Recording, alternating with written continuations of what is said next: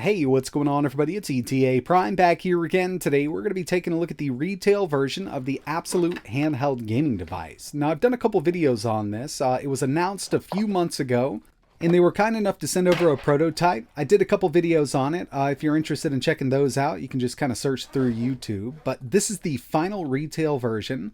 They offered two different color variants. We've got a black and obviously we've got the white here. I personally think it looks really good and it definitely has a beautiful display. One thing that I do like about this company is whenever I ran into a bug with the prototype that I was messing around with, I contacted them. Within a few days, they did have a fix released for it. So, with the prototype, I went through a lot of updates. And with this one here, I do need to update it fully.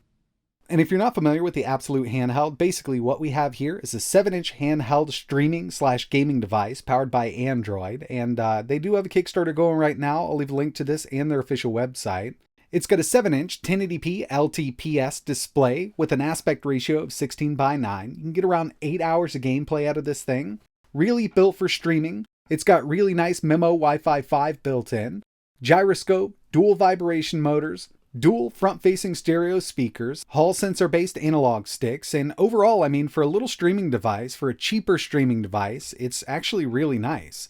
Think Logitech G Cloud, but with a lower price tag. Okay, so I'm fully updated here. I actually had to go through 3 different OTAs, and it is an OTA. You don't have to download anything and then transfer it over. We've got a full update center here, and it's definitely a lot smoother than it was with the prototype. They've added a lot of great new features. They've updated some stuff here. And one of the main things that I personally didn't have access to on the prototype was Google Play, but it's here. So in the retail version, you will have access to Google Play. I kind of relied on side-loading things in the past with the prototype, but now we've got full access here. And I will tell you, this is using a quad-core CPU. It's not the most powerful device on the market, so lower-end games will function well, but don't expect to run Genshin Impact on this. After all, it was really designed to be a streaming device, and it handles that really well. Steam Link, Moonlight, GeForce Now, you want to do some Xbox Game Pass, you could do Shadow if you wanted to. Any kind of streaming app that we can run on Android will function on this device. Now, of course, if you don't want to use Google Play for some reason, you can always sideload apps, but they also have their abxylute Essentials pack. So from here, we can re-download these streaming applications. We've got Moonlight, Luna, GeForce Now, Game Pass, Xbox, Steam Link, and PS Play, so we can stream from our PS4 or PS5. So it's really great to have this. This is going to download from their server, and it will be an updated version, just in case you don't want to use Google Play or have to go through the hassle of sideloading it. Another thing that's been added and updated to the retail unit is color-changing function buttons. So this is pretty cool. From the settings, we've got a bunch of different colors that we can change these buttons. They're all backlit. As you can see, we can just go through the list here. And in the past, they did have kind of a little color wheel, but it wasn't too accurate. So right now, the way it is we've got kind of set colors that we can set up with these function buttons. Just adds a little extra to the whole unit itself. It's not going to up your performance at all, but I think it looks really cool. So one of the main reasons I really wanted to take a look at this again was just to test out some native Android games. Now, in the past with my other videos, we did test a few, but there were some games that I didn't have access to, given that they needed Google Play services to function correctly. Like one of my favorites here, Stardew Valley, easier to run game, built-in controller work, didn't need to do any kind of updating. And I'm not sure if it's coming across on camera, but this screen is really, really nice. It's not an AMOLED or an OLED. It's a 7-inch LTPS at 1920 by 1080 with a 16:9 aspect ratio, and I think it looks amazing. Colors really pop on this display. Here's Real Racing 3, and again, I didn't have to do any kind of setup with the controller. As long as the game you want to play natively supports a controller on Android, you can use the built-in controls, or you can use the built-in key mapper.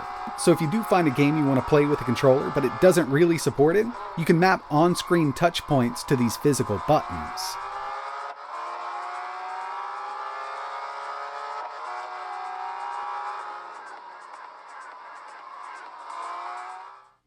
And of course, the final one we're going to test here is Minecraft. This was definitely a must. Now, I know it's an easier to run game, been on the market for a very long time, but as you can see, it does run it quite well. And out of the box, this is set at 8 chunks. I do have fancy graphics on, and with fancy graphics off, you can up the frame rate. But with it set up like this, it's actually a pretty enjoyable experience.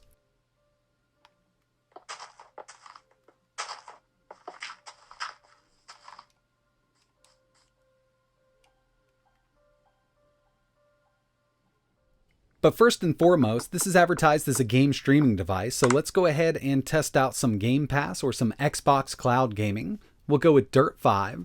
And I am connected to my home network, which is pretty fast. This has Wi-Fi 5 built in. It would have been really nice if it was Wi-Fi 6, but this is MIMO Wi-Fi 5, so the connection is way more stable. Really nice little setup. And when it comes to cloud gaming, your internet connection is going to be very important. So with something like GeForce Now or Xbox Game Pass, Xbox Cloud Gaming, like we're using right now, having that stable connection is very, very important. But one of my favorite things to use a device like this for is actually Steam Link or Moonlight to stream from my own home PC. You're going to be on the same network, so you don't have to rely on a server thousands of miles away, get a little bit of input lag. With my setup, I can actually stream at 120 FPS 1080p, but we've only got a 60 Hz display, so it's not going to make a huge difference. I also wanted to test out one fighting game here, still on Xbox Game Pass. We've got Mortal Kombat 11.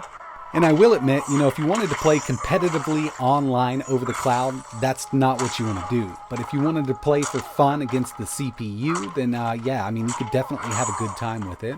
There's a little bit of input latency here, so, playing competitively just really isn't going to work out. And that's where kind of Moonlight or Steam Link would come in.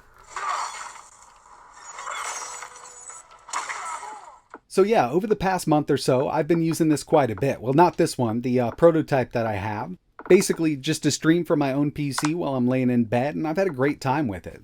You can get around 8 hours of battery life out of this thing. I think they've done a great job, and it is coming in cheaper than some of the other options on the market, but it's not for everybody. This isn't something you specifically pick up for native Android games. Like I mentioned, playing Genshin Impact on this really isn't going to work out very well, given that we only have that quad-core CPU. But if you know what you're getting into, and you're looking for a cheaper option than the other ones on the market right now, then the abxylute might be for you. I think it's a pretty good setup, and for their first device, they've done an amazing job. And so far, the software support here has been top notch. Now, I know they're still trying to work out the kinks and everything like that because it's still up on Kickstarter. But, every time I've reported a bug to them, it's been fixed within a few days, given one of their new OTA updates. But that's going to wrap it up for this video. I wanted to give you a look at this Retrail unit and show you some native Android games running on it. If you're interested in learning a little more, I'll leave a link to the Kickstarter and their official website. And if you have any questions, let me know down below. But like always, thanks for watching.